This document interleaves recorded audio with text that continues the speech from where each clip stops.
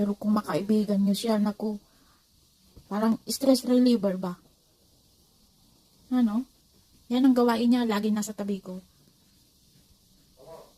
Yan. Sirkus-sirkus siya. Kawawa naman. Nawala yung nanay niya. Kasi pusang gala lang po ito eh. Tapos tinapon lang. Wala na yung mga nanay niya. Yan. Pero ngayon malaki na po siya. 1 buwan kalahati lang po dito sa amin. Ano? Psst! Mikey! Mikey! Psst! Yala. Bye-bye! Bye!